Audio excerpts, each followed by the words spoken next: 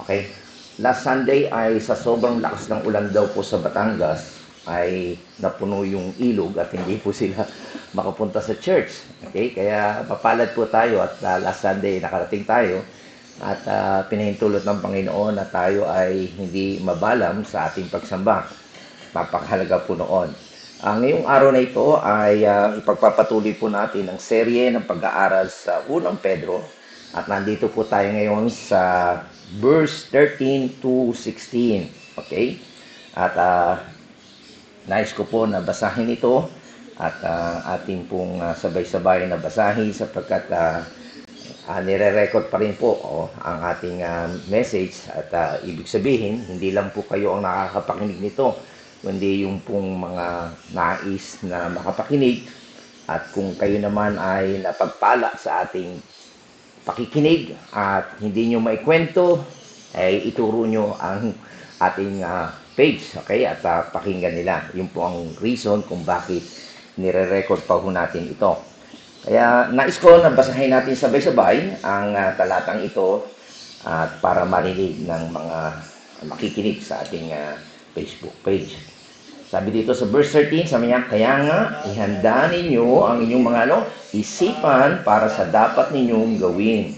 Maging mahinahon kayo at lubos na umasa sa pagpapalang tatamuhin ninyo kapag nahayag na si Jesucristo.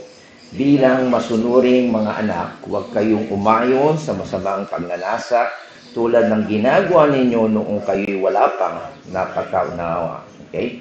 Dahil ang Diyos ang pumili sa inyo ay banal, dapat din kayong magpakabanal sa lahat ng inyong ginagawa. Sapagkat nasusulat, magpakabanal kayo sapagkat ako'y banal. Ito po ang salita ng Panginoon. Mayroon pong isang kinuwento si Pastor MacArthur sa kanyang church. Meron po silang isang miyembro na isang piloto. Okay? Siya po ay nagpapalipad ng 747 at mula sa Los Angeles papuntang Europe. Okay? So, kapag po kayo piloto ngayon, may mga computer na po sila. Ang ginagawa po ng piloto ay pinapunch po doon yung latitude and longitude o yung direction. Di ba sa globe meron yan? Longitude, altitude. Okay? So, pag take off nila, pipindutin nyo papuntang Europe. Okay? And then, mula kanila, Los Angeles, papuntang Europe. Okay? Pinapunch na po yun. Okay? Ganun kasimple na ngayon ng mga piloto. Okay? So, isang araw, ay nung lumilipad na po yung piloto na yon, na-realize niya nung nasa gitna sila, parang hindi tayo papuntang Europe. Papunta silang Brazil, South America. Okay, kita nyo na. So, titignan nyo, ito ang Amerika, ito yung South America, nandito yung Europe. So, imbis na papunta doon, nag-iba. Ano yung dahilan? Sa maling pagpindot. Okay? So, sa isang simpleng pagpindot ng computer at mali yung pinuntahan. Okay? So, yan po ang makikita natin na nagsimula sa maliit na bagay na pagkakamali. Iba ang pinuntahan, maling direksyon, okay, sa ating buhay. Ngayon sa ating pag-aaral, okay? At sabi nga dito, balik tayo dito sa verse 30, sabi niya. Kaya isabi niya, inyong bikisin ang mga baywang ng iyong pag-iisip. Okay? So, sa wikang English, gear up the loins of your mind. Doon sa ating kanina, binasa, kita niya, kaya nga ihanda ninyo ang inyong mga isipan para sa dapat ninyong gawin. So, sa umpisa pa lamang, ayusin nyo na yung isipan nyo sa direksyon na inyong pupuntahan. Okay? So, ang ibig po na sabihin sa ating pag-aaral ngayon ay kinakailangan yung gagawin natin, gawin natin ang tama sa umpisa pa lamang. Okay? It's how you set the course at the beginning. Okay? Sa umpisa pa lang, halimbawa, kahapon po ay pupunta ako sa San Nicolas, Bacoor. Ay, kung ano po yung address nyo, ginugel ko o winace. Sabi, 3-5 something. Mali yung pinuntahan. Mali yung direksyon. Mali po yan. Kaya sabi ko sa kanya, tama po ba ito? Mali po yan, Pastor. Dito po kayo sa old na road. Okay? Kita niya, pag mali yung even yung yung Google at Waze, mali eh. Nakita niya? So, importante po, ito po yung pinag-aaralan natin dito na sinasabi na ayusin natin yung isipan mo bago ka kung meron kang gagawin, ayusin mula sa simula. Okay? At ang sabi nga po dito sa wikang Ingles ay fix your hope. Okay? O fix your hope completely on the grace, sa biyaya, to be brought to you at the revelations of Jesus Christ. So, ang ibig ko sabihin yun, sa umpisa pa lamang, ipipix na natin yung direction natin on meeting Christ. Okay? Ngayon pa lamang, ang iniisip nyo na, makikita nyo ng mukhaan si Jesus Christ. Ito po yung goal ng mga mananampalataya. Balik ulit tayo para makita yung konsepto. Ang sinusulatan ni Pedro rito ay ang mga mananampalataya. Pinapatay sila, pinepersecute sila. Tama? So habang dumaranas sila noon, ang sabi ni Pedro, sa kabila ng pinaghihirapan na kalagayan nyo ngayon, i-fix nyo yung mind nyo, makikita nyo ng mukhaan si Jesus Christ. Hindi pa man, bagamat yung ibang mananampalataya na matay na, pinahintulot ng Panginoon, sunugin, katayin, hiwain, pero kayong nabubuhay, isipin nyo, makikita nyo rin ang mukha ng Panginoon. Entiendes nyo? Yun ang ating goal. Kasi gusto nating matagpuan o makita ang Panginoon sa kanyang muling pagbabalik, sa rapture time, okay, na hindi tayo nahihiya. Malakas ang ating loob. Nasasabihin ng Panginoon, well done, my good and faithful servant. Ang tanong ko ngayon, ready ba kayo? Umarap sa Panginoon ngayon? Pastor, teka, meron akong nahihiya ako. Di ba? Maraming taong ganyan. Pero that's our goal. Yan ang ating long-range objective. Kung meron kayong barko or plano, kinakailangan ang gusto nyo ay pumunta sa langit. Maraming taong gusto pumunta sa langit. Di ba? Pero tandaan natin, ang nasa langit ay mga banal. Pero kung araw ng linggo, araw ng prayer meeting, ayaw nyo sumama. Pero gusto nyo pumunta sa langit. Kaya boring, pastor eh. Paulit-ulit ka, pastor eh. Pagdating sa langit, pag sabi nyo boring, ako nyo, ay no holiness, no heaven. Kung ngayon pa lamang, okay, batandaan po natin na mula ngayon hanggang sa dumating si Jesus Christ, okay, at i-reveal niya yung reward para sa mga mananampalataya. Yun po ang ating gawin. Let's fix our eyes. Yun ang ating minimithi. Okay? So, halimbawa, mayroong artista o presidente na dadalaw dito. Gustong-gusto nyo makita. Para si Zaccheo, nung nabalitaan niya si Jesus Christ, sabik na sabik siya. Pandak nga lang siya. So, hindi pwede. Bully. Okay? Kahit na anong yaman mo, hindi ka pagdadalhin. Ito si Zaccheo. Sige, hindi. Umakyat pa siya para makita niya si Jesus Christ. So, ganun din tayo. Habang nabubuhay tayo, ang minimithi natin ay makita siya ng mukhaan. Ang tanong, paano tayo makakarating doon?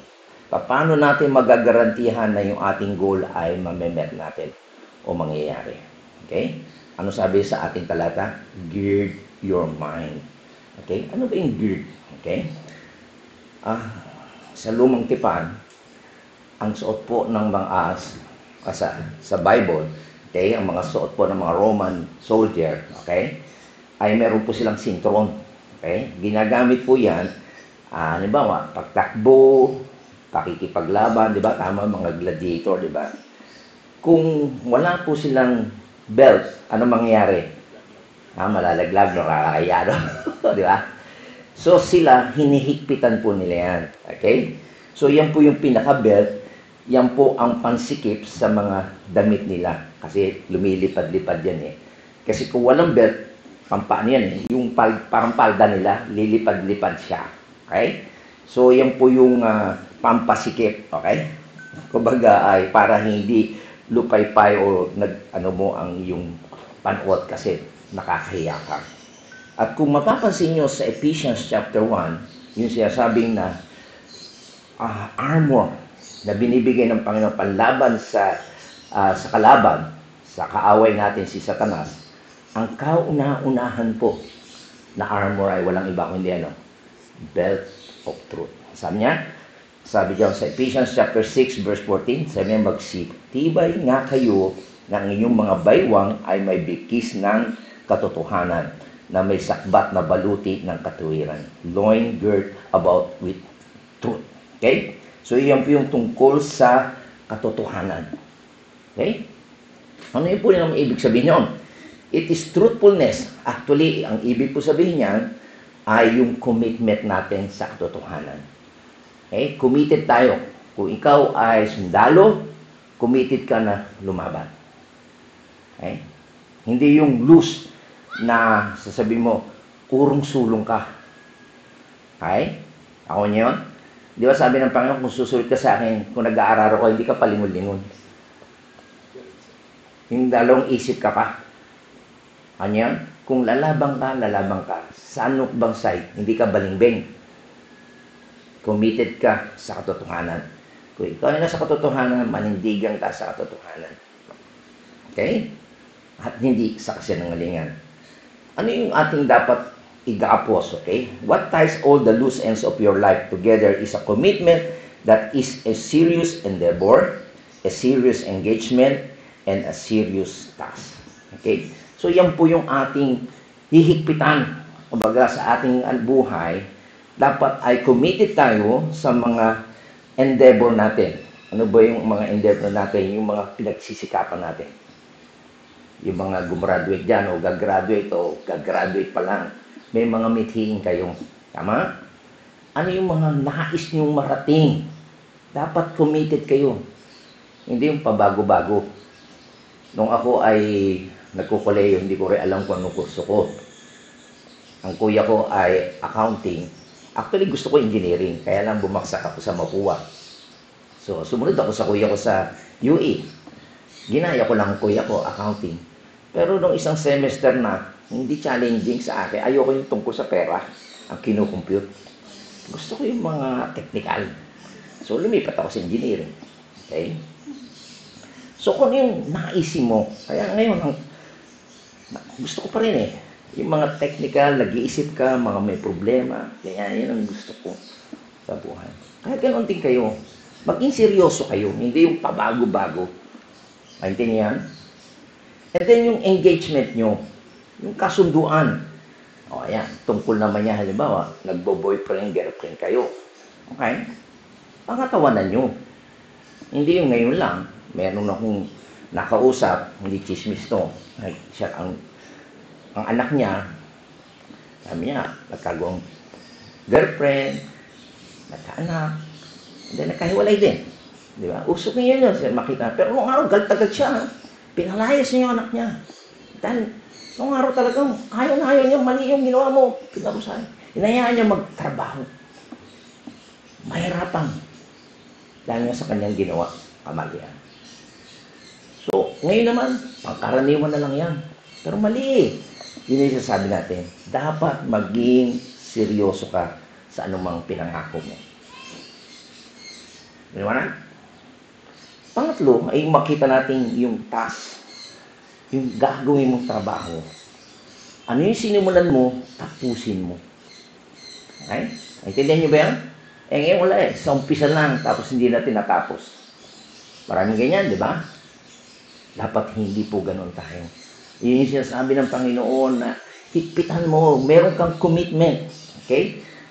Higpitan mo ang lahat ng bagay sa iyong buhay. Yan po sinasabi ni Pedro. Okay? At sabi niyo, para mangyari yun, kinakailangan, i-prepare natin ang ating mind to eliminate all entangles. Okay? Ano ba yun? Sabi nga sa Hebrews chapter 12 verse 1, sabi niya, kaya nga, yamang nakakupkup tayo na makapal na bilang ng mga saksi, itabi natin na walang liwa ang mga bawat pasan at mga pagkasasalang pumipigil sa atin. At ang ating takbuhin, ang pagtitiis, ang takbuhin inilaan sa harapan natin. Okay? So bilang runner, natakbo tayo sa mundo na ito. Si Kim po ay sumali sa marathon na naman kanina. So hindi po pwede, pag tumatakbo ka, dami mong accessories. Di ba? Hindi pwede, may relo ka na may mga necklace o something gano, o marami kang palawit, may kapa ka, hindi pwede. Okay? So hindi po pwede may mga pabigat ka. At ang specific na sinasabi pa rito, yung mga pagkakasala na na pumipigil sa atin. Yung salitang sabit, sabi niya, uso ngayon yun di ba? Sa Batangas ay ang anak ko yung may sabit. Okay? Sa ating Tagalog may sabit may baksak, no?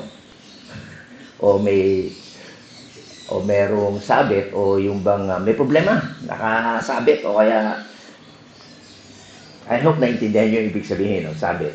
Okay?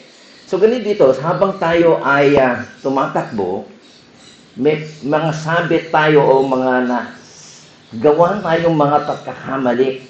Alisin na natin yun. Okay? Maring sa isipan natin, matagal na yun. Diba? Ang ginagawa kasi ni Satanas ay ipasok sa isipan ng mga mananampalataya. Ito ginawa mo, ito yung pagkakamali mo nung lalo na yung kabataan ka nung hindi ka pa mananampalataya. Alisin na natin yun. Ako niyo? Kasi yung pumipigil sa yung pagtakbo, naalala mo nadidistract ka. Ako niyo yun? So yan po yung sinasabi ni Pedro. At nang sumulat ng Hebreo, sa ating pagtakbo, committed tayo tumakbo. At sa ating pagtakbo, alisin na natin yung mga sumasabit sa atin, yung humahadlang sa ating pagtakbo. Specifically, ay yung mga kasalanan. Okay? At kung ikaw ay katulad ng isang kawal, okay? At sabi, ang isang kawal ay hindi nagiging abala sa mga bagay na walang kaugnayan sa pagiging kawal. Sa halip, sinisikap niyang mabigyan ng kasiyahan ang kanyang pinuno. Kapag ikaw ay soldier, okay? Hindi ka po pwedeng sabihin mong sumasama ka sa extortion, di ba? Mga nangingikil ka. Di ba? Sa Bible, ganyan siya sabi. At hanggang ngayon, nakita niyo yun? So, hindi po pwede. Ang dapat na i-please mo, kung ano yung gusto ng master mo, pinuno mo, yung commander-in-chief mo, yun ang gawin mo. Hindi nagsuma-sideline ka. Okay? At isa pa ngayon sa mga problema ng mga sundalo ngayon, meron tinatawag silang rest and recreation, yung mga leisure. Alam naman natin kung nasaan yan. Sa Olonga po, ano nangyari? Pag merong mga sundalo dyan, ang daming saan napunta? Okay? Ay ko, Lord, thank you nung binabasa ko to. Salamat. Dati noon ay dream ko maging US Navy. Sabi ko, salamat. Siguro, may kakilala kasi ako, pagbasa naging officer siya. Siyempre, ang tauhan niya, saan napunta? Sa nightclub. Kaya ngayon na-influensyahan siya. Yung kakilala ko yung iniwan ng asawa, at nag-asawa ng maraming asawa. Nag-Muslim pa. Kita niyo? Na-influensyahan kasi siya. Dati kasama mo sa church, di ba? Kaya hindi dapat. Kaya Lord, thank you. Mahirap kasi pag ikaw ko sundalo, sama-sama kayo, di ba? Tama? Sa mga libangan nyo, hindi siya makatanggi. Kung officer pa siya at mga tauhan niya, gano'n. Okay? So, tandaan po natin na sinasabi dito na ang ating mind, hindi lang basta ito kaalaman. Okay? O yung karunungan o intellect. Kundi ito ay yung tinatawag na faculties. Meron itong kapangyarihan. Okay? Merong sa isipan natin, meron kang nagpapasya ka kung gagawin mo to o hindi. Okay? Hindi lang po ito diwa. So, kaya sa iyong kaisipan, it's a matter of pulling all the loose end in all your faculties. Okay? Kinakailangan higpitan mo to yung hangarin mo sa buhay, di ba? Yung engagement mo, yung commitment mo, at yung trabaho mo. Hindi pwedeng, okay lang, paisi-isi ka lang, di ba? Pa-chill-chill lang, pa-cool-cool lang. Hindi pwede. Kung gusto mo, o hindi, pag nagtampo ka pa, ayaw mo na rin, di ba? Kasi ganun ka. Wala kang commitment. Maluwag lang. Okay? So, kaya, ang sinasabi ni Pedro rito, maging alerto tayo sa ating kaisipan, mentally, and also the spiritual dimensions of our life. Alam nyo, ang mga nabubudol-budol, ang mga naluloko, yung tutulog-tulog, di ba? Kumbaga, ikaw, lasing, di madali kang madukutan, tama? Yung mga, para sabihin natin, may na-interview kasi mga magnanakaw, sabi niya, alam po namin kung sino yung mga pwedeng nakawan. Yung mga aanga-anga, yung mga hindi straight, hindi smart, yung tutulog-tulog, yung pangkakapante. Okay? Nung nag-aaral po si Jet ay ilang beses po yan nanakawan. Albasa, aral ka ng aral, antok na antok, di ba? Kung malapit lang, nananakawan siya kasi nga antok na antok. Okay? So kaya kinakailangan tayo, sabi ni Pedro sa mga mananampalataya, yung mind niyo and spiritual niyo, dimension ng buhay niyo. Alerto kayo, hindi kayo tutulog-tulog. Okay? So, ang lengguwahe na ginamit po dito ay yung tinatawag na sa original, call for a decisive act. Mayroon po tayong pagpapasya. Hindi yung, teka, hindi ko pa alam hindi pa ako sigurado. Baka ganyan kayo, hindi pa ako makadesisyon. Okay? Pag sinabing gird up your loin, yung belt, magdidesisyon ka dapat. Okay? Kaya, stop natin yung kaisipan natin, yung thoughts, yung ating purpose, your decision na hang loose. Yung word na hang loose ay ginagamit po yan sa mga nagsasurfing Yung sabi nga sa English ay, remain calm ka lang, chill ka, walang trouble, hang loose, ganyan di ba yung mga sign nila. Ganyan ng marami. And even Christians, ganyan din. Isisi ka lang. Walang problema. Chill. Hindi ito ang gusto ni Pedro. Kinakailangan mahigpit. Yung belt. Pag-isipan mo. Kung meron kang gagawin, pag-isipan mong mabuti. Okay? So, ito nga pong sinasabi natin na common na hang loose na. Pero hindi dapat tayong yung ating kaisipan, yung ating layunin, yung decision natin, hindi nakahang loose. Kinakailangan pinag-iisipan natin yan. Okay? Na mabuti. So, kinakailangan higpitan natin. Hindi po pwede, kung ikaw ay talagang Kristiyano, okay? You don't go through life as a Christian in a leisure passion. Leisure passion, yun yung, naglilibang-libang ka lang. Nag-enjoy ka lang. Nag-relax ka lang. Okay? Tandaan natin, hindi po tayo tinawag ng Diyos para relax, pa-chill lang. May kalaban po tayo. Okay? Tandaan po natin, kung gusto nating ma-hit yung goal natin, okay? That is to please the Lord when you see Him face to face, hindi pwedeng pa-chill lang. Pa-relax lang. Hindi din yun? Ako nung araw nung hindi pa nga malalim yung aking pag-aaral, sabi ko, mabuti na itong punta ka na sa church. Walang commitment, hindi ka involved sa Sunday school, hindi ka involved sa mga activity, okay lang, pa-chill lang. Yung naisip ko nung araw mali pala. Alam bakit? Wala kang threat sa kaharian ng demonyo. Kasi hindi ka gagambalain ng demonyo kasi hindi naman hindi naman aktibo yan, hindi nag-evangelize siya, hindi nag-witness siya, hindi naglilingkod sa Panginoon, hindi makakaagaw yan ang mga kampod ko. Lalo na yung katwiran natin kung saan ka masaya. Okay? Pati Kristiyano, nagiging masaya na lang. Kasi pa-chill lang. Okay yun? Okay. So, tayo ano sabi? Kinakailangan, sabi uli, bukod sa kinakailangan higpitan natin ng sintro, na yung pangalawa, maging mapagpigil kayo. Sa wikang Ingles, sabi, be sober. Okay? Itong word na sober ay minsan ay ginagamit ng mga mga lasing. Okay? Minsan ay lasing sila sa alcohol. Pero ang tinutukoy po ni Pedro rito, he is talking about clarity of mind. Matino yung isip mo. Okay? Yung sober-minded, okay? And seriousness. Okay? Yung matino. Maliwanag ang pag-iisip. Hindi parang lasing o lango. Minsan ay may nakasama kami sa pagtatrabaho, sa paglilinis ng aircon, lagi siyang ganyan tulala.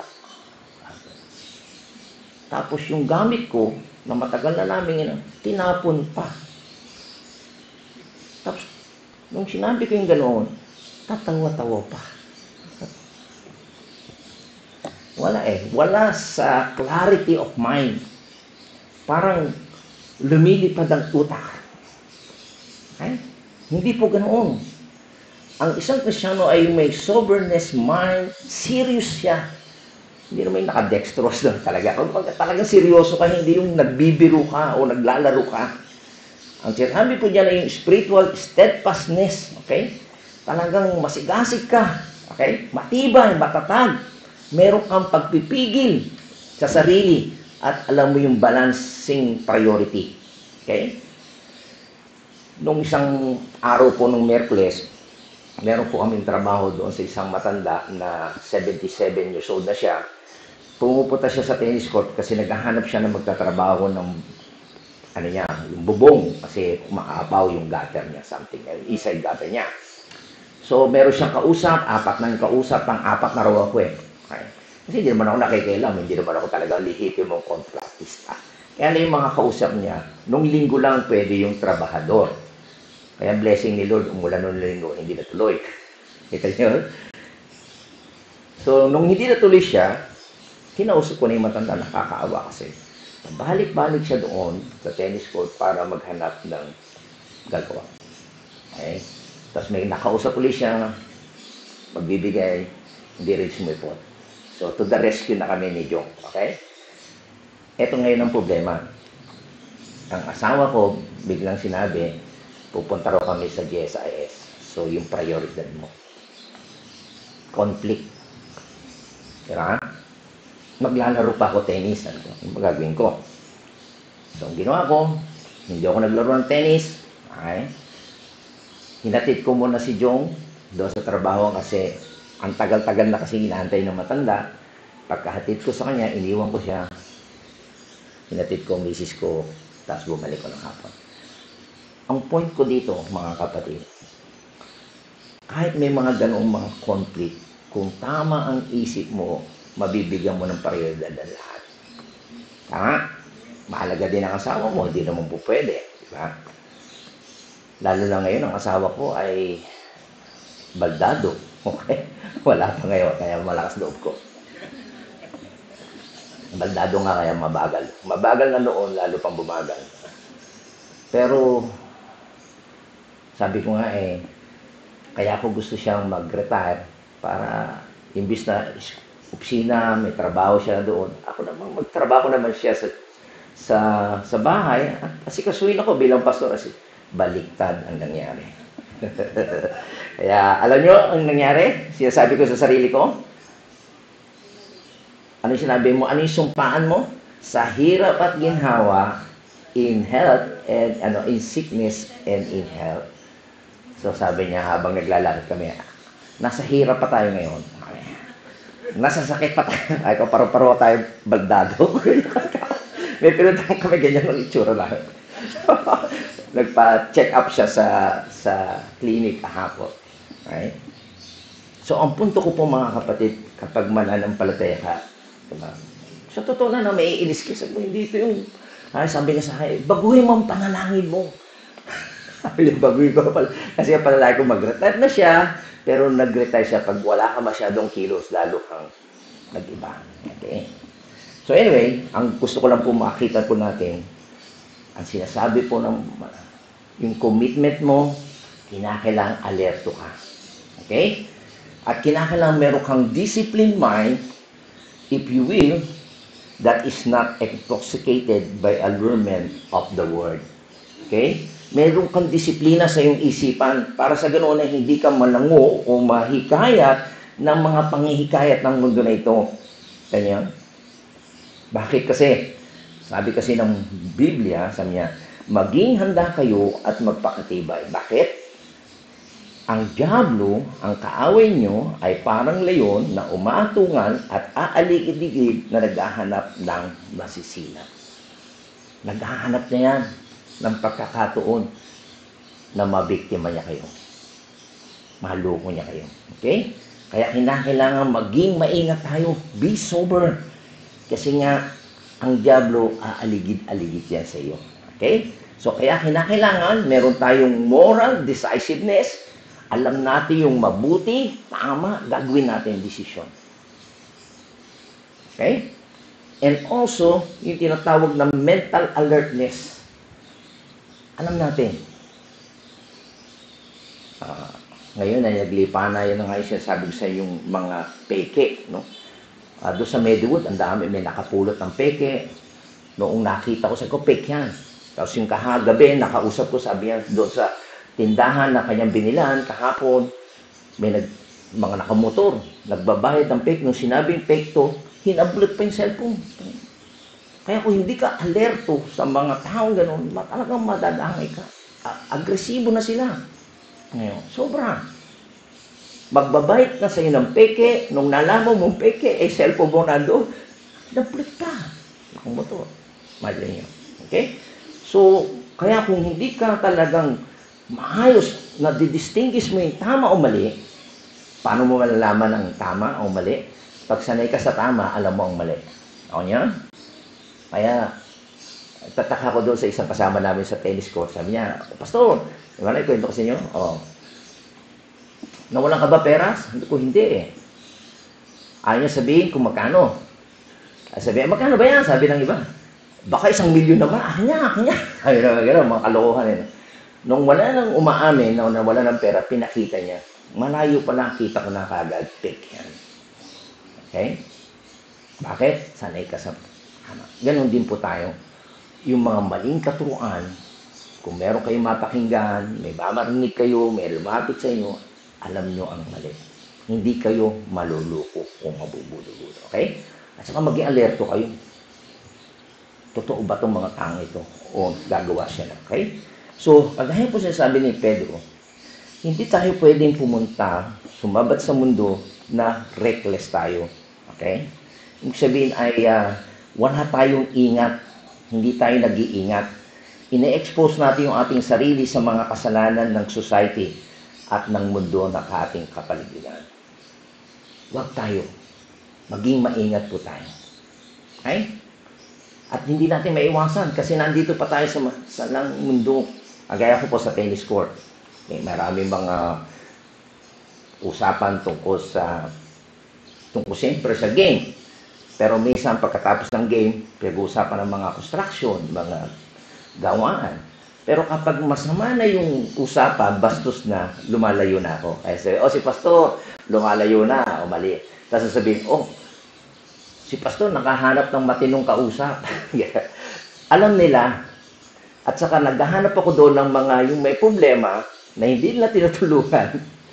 Kaya tumutulong ako. Yun ang ginagawa ko. Kaya alam ni Jim William, di ba? Si attorney, yung mga iba namin mga kasama. So nakakatuwa. Alerto ka. Okay? So kinakailangan po niya tinatawag na meron kang spiritual discipline. Disiplinado ka. Hindi pwedeng masama na makikiloko ka pa. Tapos iiwas ka. Okay? Aalis ka na sa grupo na yun. O masama na, pinag-iisip ka, lilipat ka naman sa iba. Hanap ka naman yung kung saan mo pwede kang makatulong. Okay? So, hindi ka na mai-influensyahan. Okay? So, ito pong nakakalungkot. Sabi nga ni John MacArthur sa ngayon, even sa loob ng church ay pumapasok na yung mga pastor nakikimingil sa mga masasama. Okay? Sa mga panooring hindi maganda, mga foul music, bad movies. Tapos yun yung ginagawa lang istorya sa buhay nila. Pumapasok sila. At gusto nila raw makakonect. Meron nga akong narinig nung eulogy niya, nung namatayan, nagkukwento yung kaklase niya. Sabi niya, sa pagnanais daw ng pastor na ito na ma-witnessan ng kanyang mga kaklase, uminom na ito ng beer. Imagine mo yun. Imbis na impluensya yung mga klase mo, ay ayaw makinig. Makulok-lukong naman talaga tao. Ako, naranasan ko sa tennis court. Pastor, inom ka na. Isang bote lang, pastor. Isang, kaganyanin ka talaga. No. Kahit yung mga kaklase ko, noong araw pa, pag nagre-reunion kami, isang bote lang. No. Alis ako. Gusto nyo, bibigyan nyo ako, alis ako. Wag na, pastor. Ito lang ako, Gatorade, oh. May sarili akong inumin. Tawa na tawa. Ang pingin din niya, bigyan mo kayo. Yeah. Pero wag. Ganun tayo dapat. Pero nakakalungkot yung iba sa pagnanais. Nawawin na, hindi nyo kayang iwin yun. Kayo pa ang nawin. Bakit yan? Mali. Makita yan? Ngayon, sabi sa Biblia, huwag yung espiritu ng ala ang masa inyo. May impluensya ka niya. Okay? So, hindi po dapat. Okay? Hindi po pwede na makihilubilo ka sa mga tao ngayon para ma-witnessan mo sila kinong. Makikipag-drugs ka. Parang ano ka, secret agent. Nag-i-infiltrate. Kunyari, nagda-drugs. Ako nga, nung araw, nung high school ako, Jeprox noon, rock and roll. Mga gano'n. Nung araw, nagsusulat pa kami dito. Hindi dito sa katawan lang, tattoo na dito. Noong kami, dito lang. Pa-Jeprox kami. Ay. Ang tuloy, nagmamariwana ako. Palasa ko, hindi. Fake ka pala, fake. Kasi ayoko ma-identify sa mga bakla. May mga maraming bakla naman ng mga kaklase. Ayoko sa mga bakla. Siyempre, doon ka sa mga siga-siga. No? Gano'n ka. Kapag mananampalataya, mag-stand ka na lang. Huwag kayong nakikihalubilo ka rito, makikihalubilo para ka makainom. Yun po ang gusto ni Pedro sa kanyang mga sinusulatan. Yung secret agent ka, yung para bang paisi-isi ka lang kung saan ka ano ka, dahon saging, kung sa hangin, doon ka. Hindi pwede gano'n. Kaya napakahalaga po na tinatawag na spiritual self-discipline. Napakahalaga po niyan. Okay? Very critical po ito. Ibig sabihin, dito napapaloob kung ikaw ay magtatagumpay o mabibigo sa buhay mo. Okay? Kaya ano po ang payo ni Pablo sa mga mananampalataya? Sabi niya, katapos-tapusan. Ang pamilya ko, patapos na po ako. Okay? Sabi, katapos-tapusan. Tapos na nga. Mga kapatid, anumang bagay na totoo. Okay? Mga bagay na kagalang-galang. Anumang bagay na matuwid. Anumang bagay na malinis. Anumang bagay na kaibig-ibig, anumang bagay na mabuting ulat, kung anuman ang kagalingan at kung anumang kapurihan ay isipin ninyo ang mga bagay na ito. Hindi yung kasinungalingan. Naglipa na yung katsismisan ngayon, Yumayaman pa yung mga chismosa. Diba? Sa tabloid ba yan? Sa YouTube man yan? Sa television man yan? Diba? Mga fake news. Dapat yung mga kagalang-galang lamang, yung matutuwid, yung true, honest, just, malinis, pure, lovely, and good report, virtue and praise. Think on these things. Yan po ang dapat nating isipin. Okay? Very critical po yan. Talagang mamimili kayo. Maging aware yung isipan nyo. Okay? Mai-influensyahan ba kayo ng mundo na ito? O maninindigan kayo? Morally and spiritually. Mag-decision kayo. Okay? So, para ma-achieve po natin ito, may mga practical po tayo na bagay na dapat gawin at ito yung suggestion ni John MacArthur. Okay? Una, ito pala tayo nagsisimula sa ating punto. Okay? If I want to pull in the loose ends of my life, ibig sabihin na magiging committed ka sa iyong ginagawa, ang dapat mong unang gawin ay remember who owns me. Sino ba ang may-ari sa iyo? Okay? Ano po ang sinasabi ng Biblia? Kung ikaw ay mananampalataya, ano sabi? Ingatan ninyo ang inyong sarili at ang inyong buong kawan sapagkat sila inilagay ng Espiritu sa inyong pag-iingat. Pangalagaan ninyo ang iglesia ng Diyos na kanyang tinubos sa magitan ng dugo ng kanyang anak. Sino ang may-ari ng iglesia, ng church? Ay, sino? Ang Diyos. Kasi sila ay tinubos ng kanyang dugo. Okay? At ang sabi pa diyan sa 1 Corinthians chapter 6, verse 19 and 20, hindi nyo ba alam ng inyong katawan, your physical body, ay templo ng Holy Spirit na nasa inyo, na ipinagkaloob ng Diyos sa inyo? Sino may-ari sa inyo? Kayo ba? Hindi. Hindi na ninyo pag-aari ang inyong katawan. Sapagkat binili na kayo sa isang halaga. Kaya gamitin nyo ang inyong katawan upang maparangalan ang Diyos. Maliwanag ba? So, kung gusto nyo maging committed sa mga gagawin nyo, mga pangarap ninyo, engagement ninyo, yung task ninyo gagawin, isipin nyo kung sino ang may-ari sa inyo. Who is your boss? Okay? Dapat siya ang ma-please sa inyo. Okay? Hindi na yung sarili. Kaya sabi diyan sa 1 Corinthians chapter 1, verse 14, bilang mga masunuring mga anak ng Diyos, huwag na kayong umayo sa masamang pagnanasa tulad ng ginagawa ninyo nung kayo'y wala pang tunay na pagkaunawa. So, ano ibig po sabihin ito?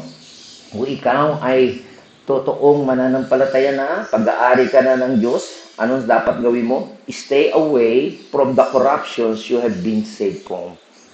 Kung dati kang manginginom, kung dating sugarol, kung dati kang chismosa, okay? Kung dati kang magnanakaw, lumayo ka na doon. Maliwanag? Iniligtas ka na nga ng Panginoon doon eh. Umalis ka na roon. Okay? Hindi na po pwedeng bumalik ka pa. Okay? So, kung ikaw ay mananampalataya, don't make it, now that you are Christian, yung some form of entertainment or identifications with the culture. Okay? Kung ikaw ay dating waitress, o kaya ay nagtatrabaho sa club, okay? Sa Japan, ano tawag doon? Japayuki ba? Okay? O hostess, ewan. O nag-e-entertain ka, sabihin mo ay nag-e-entertain ka. Okay? Sabi, ito na uso sa kultura eh. Basta maraming lapad. Hindi po pwede po yun. Sabi ni Pastor J.M., merong isang kapatiran to ay doon na kanyang asawa ay masigasig sa pag-aaral ng salita ng Diyos. Ayaw ng asawang babae. Ayaw ko niyan. Ayaw ko na palang maging Kristiyano. Ang daming bawal. Ang dami kong hindi magagawa. Napabalita po kasi yun na napakhangin yun. Nagda-drugs. Tapos napabalita rin na kasi pag nagda-drugs ka, may kasama ng may-involve ka sa masamang relasyon, kaya ayaw na rin niya. Kapag talagang mananampalataya ka, hindi ka na dapat doon. So, ibig lang sabihin, hindi pa siya talagang mananampalataya. Ako niya? Pero kung talaga ikaw mananampalataya, aayawan mo na yung mga kapatid. Okay? So, kasi sabi ng Panginoon, ang pumili daw sa atin na ay banal. Kaya dapat tayo ay magpakabanal sapagkat ako ay banal. Di ba usually pag ganyan, di ba? Pag dati mong kasama, hindi ka nasasama, mapakabanal mo na. Ay, tama sa Diyos. Banal na ako. Di ba? Huwag kang maya. Nakakalungkot eh. Si Jong na rin nagkwento sa akin kasi kahapon may nakita kami matanda gabi na eh. Hawak-hawak 3 beer. Gabi eh. Totoo mga yung matanda. Naikwento tuloy ni Jong yung kanyang buhay na minsan pambili na ng bigas, mapapapunta pa sa alak, di ba? Saklap eh, diba Dahil sa kahihiyan sa barkada. Anong klaseng buhay yun, Kung ikaw matino, kung ikaw yung mananampalataya, gagawin mo ba yon? Ay, hindi. Minsan sa kalisingan mo, yung pera iuwi mo na wala pa. Di ba? Yung sinasabi ko siya habang kami nagtatrabaho, ganyan. Kung ano yung ating napakikinggan sa salita ng Diyos, gagawin mo. Eh, uso daw pala no sa construction. 2 months, 5 months, hindi ka babayaran, cash advance lang. Hindi tama yun, nakalagay sa Biblia. Kung ano yung sinweldo mo, ibayad mo kagad, huwag mo kuhanin. Huwag mo ipagpabukas. Kaya ayoko magpatrabaho sa kanya sa bahay. Wala kang pambayad. Ayoko. Kung ano yung tinuturo ko, gagawin ko. Ako yun. Yun siya sabing pagiging banal, sinusunod mo ang panuntunan ng Diyos, hindi ang panuntunan ng mundo. Iba ka na. Kung itong kalakaran ng mundo, ikaw hindi. Kasi banal ang tumawag sa iyo. Okay? Kaya, napakahalaga mga kapatid, na isipin mo kung sino ang may-ari sa iyo. Ikaw ay ibinili na. Binayaran ka na niya. Ikaw ay binayaran ng ano? Ng sakripisyo ni Jesus Christ na precious, napakahalagang dugo. Precious because Christ is precious. Mayaman, mahalaga. Hindi yan salaping ginto o pila. Magkano ibinenta si Joseph sa Bible? 20? Si Jesus magkano? 20. 30 pieces of silver. Tama. Pero alam niyo ba kung anong pinambayad sa atin? Buhay ni Jesus Christ. Natin niyo? Ganun kayong kahalaga. Siyempre, pataas na pataas yan eh. Di ba? Kung si Joseph ay 20 silver, si Jesus, nung ipinagkanulo siya, binenta siya ng 30 pieces. Medyo mahalaga ang buhay ni Jesus Christ. Pero ano nyo mo, ganun kayong kahalaga? It is not silver, 30 pieces, nor gold. Hindi sarili niyang buhay.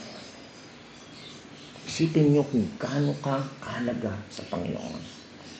Bakit siya mahalaga? Kasi perfect si Jesus Christ. Siya yung nakakapag-please lang sa Ama. Kasi siya ay Diyos. Kaya kahit na anong handog ng tao, hindi matutuwa ang Diyos. Kasi makasalanan ang inihandog niyo. Walang perpekto.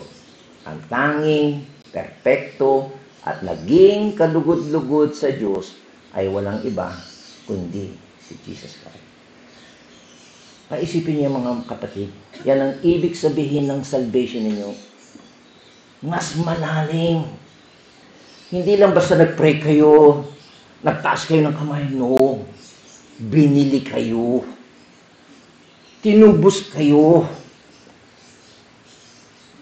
At katulad din po yan ng idea na tayo ay slave. Okay? Tayo ay alipin ni Kristo. The same. Binibili po yan sa marketplace. O sino bibili dito sa babaeng ito? Maging alipin. Alala niyo si Joseph, di ba? Pinagbili siya. Di ba? Naging alipin siya ni Potiphar. Ibebenta ka talaga. Hindi ka na ang may-ari sa iyong sarili. Hindi na sarili mo. At kung ikaw ay slave, hindi po pwede dalawang master mo. Isa lang. Okay? Imposible sa isang slave na dalawang master. Okay? At ang master mo, ang siyang magsasabi sa iyo kung anong gagawin mo. Okay? At kung ayaw mo yung pinaggagawa ng master mo, gagawa ka ng paraan para malugod mo siya. Tama? At ang master mo, ang siyang may karapatan kung didisiplinahin ka niya at titingnan niya kung re-rewardan ka niya, bibigyan ka ba niya ng bonus o hindi. Tama? Siya rin ang magbibigay ng protection sa iyo. Okay? And also, bibigyan ka niya ng provision para na kailangan mo. Yan ang ating Panginoon. Okay? So, bilang slave, we are slave. Okay? Tayo ay binili na, pero ito ang kagandahan ng pagiging slave ng Panginoon. Bakit? Ang kagandahan nito, ang premium nito, sa pagiging slave natin ng master, ay ginagawa niya tayo maging anak. Nakakita na ba kayo o nakarinig kayo ng istorya? dating kasambahay, naging napamanahan na rin, itinuring na rin anak. Ano na yung prodigal son? Pagbalik niya, sabi niya, magiging alipin na lang ako. Hindi na ako anak, pero anong ginawa ng Panginoon ng pagbalik? Hindi, ibinalik. Itinuring pa siyang anak. Ganon din tayo. We are slave, but itinuring tayong anak. Hindi lang anak. Kung ano yung ipapamana sa anak, ibibigay din sa iyo. Okay? At hindi lang yung pagpapalain ka pa ng spiritual blessing, at hindi lang spiritual blessing, yung heavenlies in Christ Jesus. At balang araw, makikita mo siya, makakasama mo siya sa kaluwalhatian. Wow! Maraming nag-aasam-asam niya mga kapatid. And sad to say, hindi sila nakakatiyak. Okay? Ayaw ka maintindihan. Tandaan po natin, tayo ay hindi na ang may-ari ng ating sarili. Binili na po tayo. Saan tayo binili? Okay? He brought us out of condemnation. Ang nangyari po sa atin, tayo isang tao nabibitahin. Mamamatay na o mapaparusahan. Pero ang ginawa sa atin ng Diyos, isinalba pa niya tayo. Nakita niya? Yan po yung sinasabi sa Biblia, sa Romans chapter 3, Galatians chapter 3, verse 13. Sabi dito, sa sumpa ng kautusan, tinubos tayo ni Kristo. Dahil sa ating kasalanan, tayo paparusahan. Nag-isyang sumpa sa ganang atin, sapagkat nasusulat, sinumpa ang bawat binitay sa punong kahoy. Okay? Christ had redeemed us from the curse of the law. Siya yung ginawang sumpa, kasumpa-sumpa siya. Diba? Hinahamak yung mga nakapako sa krus. Tayo dapat yun, mga kapatid. Pero siya yung naging kasumpa-sumpa. Kasi sabi sa Biblia, kasumpa-sumpa ang bawat binitin sa punong kahoy. Imagine niyo, ginawa sa iyo ng Panginoon. Ikaw yung dapat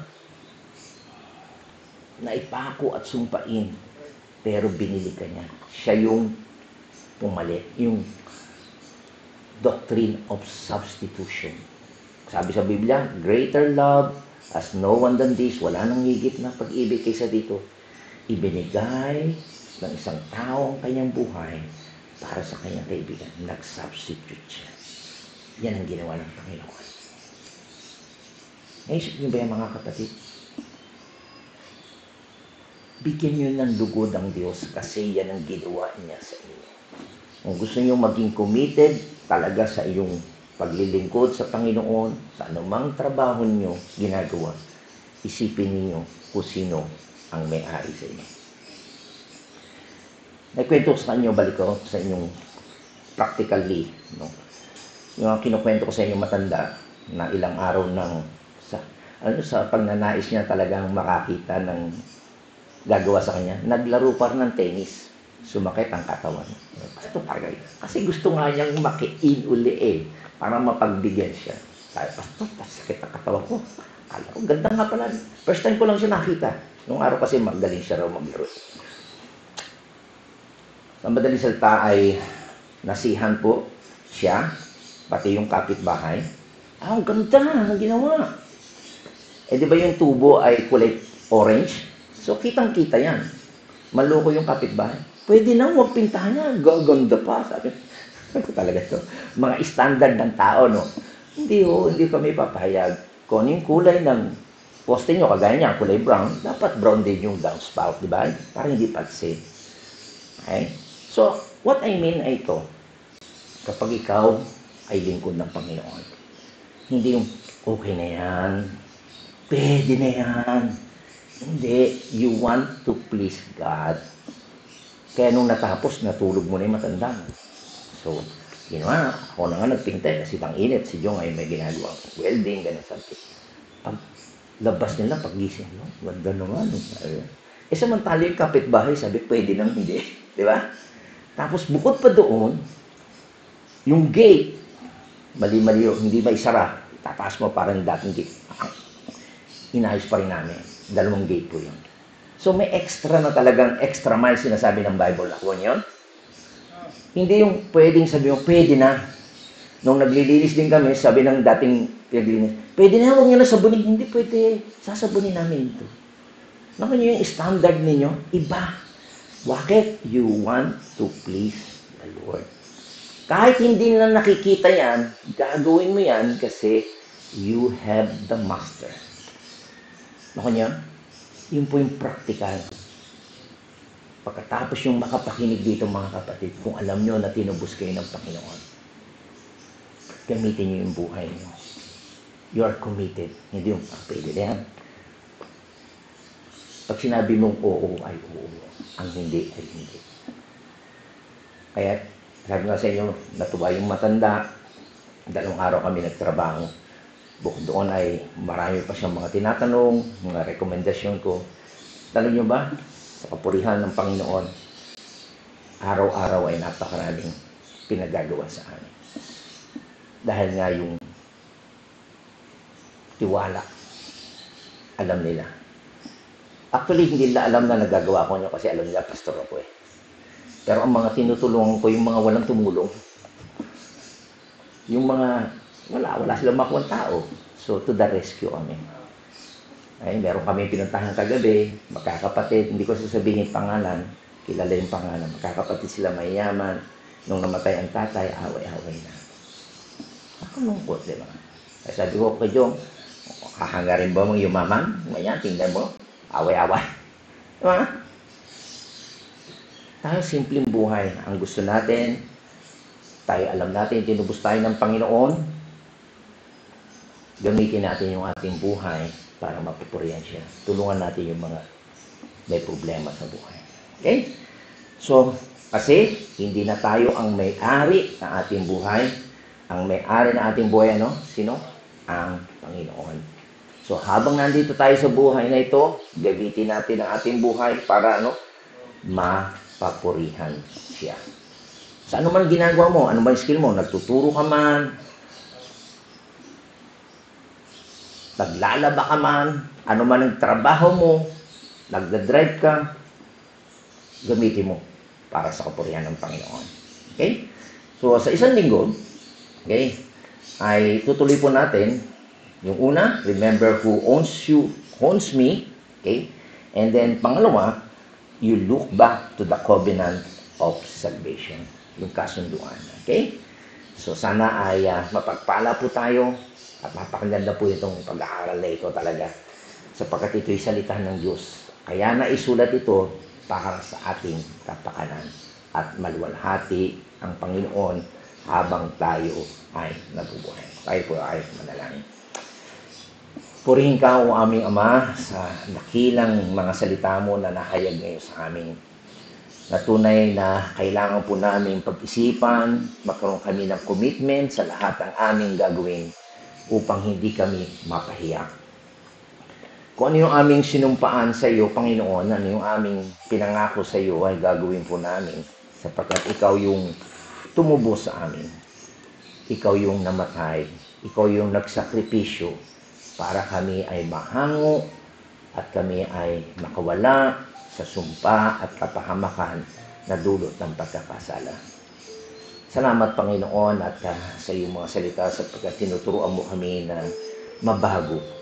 Tinuturuan mo kami na magpakabanal sapagkat ang tumawag sa amin ay isang Diyos na banal. Na dapat iba na kami.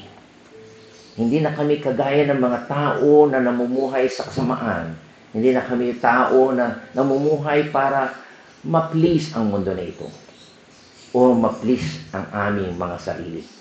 Kundi kami ay nabubuhay dahil sa iyo at ikaw ay karapat-dapat lang namin na babigyan ng papuri at pasasalamat. Kaya salamat po, Panginoon, sa mga katotohanan ito. At turuan mo kami na laging magpuri, laging magpasalamat, lagi naming i-express ang aming pagsamba sa iyo, Panginoon. sapagkat ikaw ay tapat sa iyong mga pangako. Ito po ang aming dalangin sa pangalan ni Jesus. Amen at Amen. Purihin po natin ang Panginoon.